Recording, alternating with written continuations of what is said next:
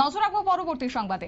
এক গৃহবধূকে হত্যা করার দায়ে এই মুহূর্তে স্বামী এবং শাশুড়ির বিরুদ্ধে একটি সশ্রম কারাদণ্ডে দণ্ডিত করেছেন কমলপুর অতিরিক্ত দায়রা জজ আদালতের বিচারপতি সৌম্য বিকাশ দাস। এবং এক্ষেত্রে জানা গেছে যে কমলপুরের অতিরিক্ত দায়রা জজ আদালতের পিপি অ্যাডভোকেট ইন্দুভূষণ দেব তিনি জানিয়েছেন যে বিগত 2009 সালে কমলপুর মহকুমার সালেমার থানার মেন্দি গ্রামের বাসিন্দা মঙ্গল দেববর্মার ছেলে জিতেন্দ্র দেববর্মা সাথে সামাজিকভাবে সালেমা থানার পূর্ব টুলুছড়া গ্রামের বাসিন্দা সুকুমার দেববর্মার মেয়ে ঝুমিলি দেববর্মার বিয়ে হয়। কিন্তু বিয়ের পর থেকে পণের দাবিতে 3 বছর যাবৎ ঝুমিলির স্বামী জিতেন্দ্র দেববর্মা, শ্বশুর মঙ্গল দেববর্মা এবং শাশুড়ি সুখমতি দেববর্মা মানসিক পাশাপাশি শারীরিকভাবে তাকে অত্যাচার করত।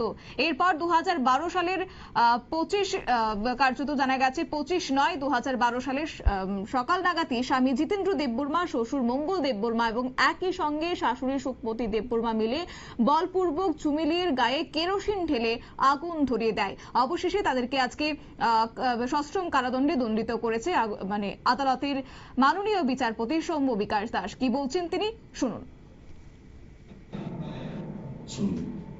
বিয়ের পর থেকে গৃহবধূর উপর স্বামী শ্বশুর শাশুড়ি মিলে পণের জন্য শারীরিক এবং মানসিক অত্যাচার করত। সর্বশেষ 25/9/2012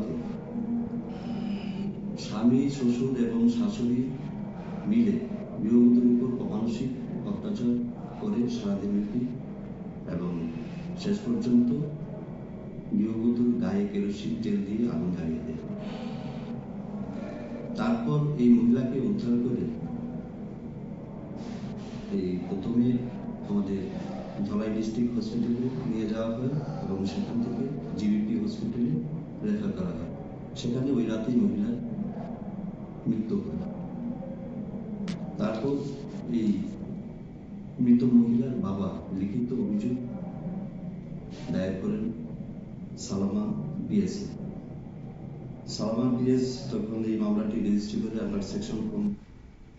আপনারা শুনলেন আইনজীবীর বক্তব্য। এবং আজ বুধবার মামলার রায় ঘোষণা করা হয়েছে। আসামি জিতেন্দ্র দেববর্মাকে ভারতীয় দণ্ডবিধি 304 বি ধারায় 10 বছরের সশ্রম কারাদণ্ড এবং ভারতীয় দণ্ডবিধির 498 এ ধারায় 1 বছরের সশ্রম কারাদণ্ড এবং 5,000 টাকার আর্থিক জরিমানা অনাদায়ে আরো 3 মাসের অতিরিক্ত জেলের আদেশ দিয়েছেন আইনজীবী। নিয়ে নিচ্ছি ছোট্ট একটি বিজ্ঞাপন বিরতির সঙ্গে থাকুন।